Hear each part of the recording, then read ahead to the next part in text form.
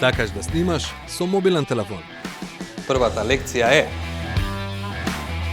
објективот да биде чист. И тоа не е единствената лекција која е важна. Секогаш има и доволно слободен простор на телефонот или мемориската картичка пред да одиш на снимање. И батеријата да биде полна. Запомни, ако ти задзвони телефонот додека снимаш видео, снимањето или веднаш ќе се прекине, или ќе се прекине ако одговориш на повикот. Затоа, пренасочи ги повиците или вклучи Airplane Mode пред да почнеш да снимаш. Сега сме подготвени за следниот чекор. Телефонот овозможува вертикално и хоризонтално снимање. Хоризонтално, односно во формат 16:9, снимаш кога правиш видео за YouTube, Facebook видео или за телевизиско емитување. Вертикално или во формат 9:16, снимаш кога правиш видео за Instagram, TikTok, Facebook Story, YouTube Shorts. Истите правила важат кога ја користиме и предната камера. Не ја употребуваме кога сакаме да им соопштиме нешто директно на гледачите. Внимавај сепак кога зборуваш во предната камера секогаш да гледаш во објективот, затоа што ако си го гледаш одразот на лицето во екранот од телефонот, го губиш контактот со очи со гледачите. Кога снимаш со твојот мобилен телефон, секогаш вклучи ги линиите кои го делат кадарот на третини. Истражувај како користењето на овие линии можат да ти донесат подинамична слика. Вклучи и линијата за нивелација, за да се осигураш дека сликата не е накривена. Понекогаш субјектот ти е многу далеку. Не користи дигитален зум за да го приближиш, бидејќи ќе го уништиш квалитетот на снимката. Секогаш кога можеш, приближи му се на субјектот. Веројатно веќе знаеш дека твојот телефон има автоматски фокус. Тоа значи дека ќе ти помогне да биде изострен објектот пред камерата.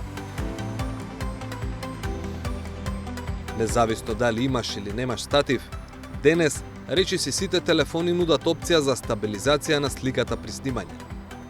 Користи ја, затоа што разликата е огромна, особено ако си во движење. Кога снимаш со мобилниот телефон без статив, внимавај рацете да ти бидат одвоени од телото. Затоа што, ако ти се залепени, тогаш дишењето може да влие на стабилноста на сликата. Има и други начини како можеш да го држиш твојот мобилен телефон. Еве еден од нив.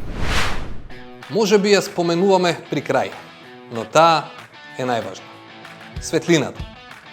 Без неа нема снимка. На телефонот имаш мало светло, но не се потпирај на него. Почесто ќе ти ја уништи снимката, отколку што ќе ти ја подобри. Речиси секогаш ќе имаш лоши резултати кога изворот на светлина е зад субјектот и кога субјектот е под сенка, а во кадарот доминира силно сонце или обратно.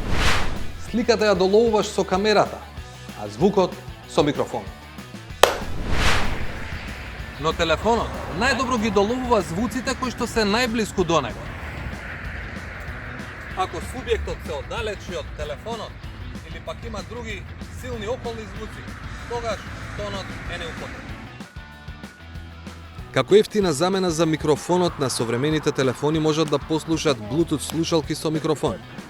На некои Android уреди, ова се прави со тоа што прво се поврзуваат телефонот и слушалките, а потоа Bluetooth слушалките се избираат како првенствен извор на звук во делот на поставките на апликацијата камера. И така, твоите Bluetooth слушалки стануваат микрофон. Микрофон можат да станат и обични жишани слушалки. Само треба да ги поврзате со вашиот уред. На некои телефонски уреди сепак, апликацијата за камера нема да ти дозволи да ги избереш Bluetooth слушалките како извор за звук. Ке ти треба нова апликација. На интернет ги имаш многу бесплатни, заедно со уште бесплатни совети.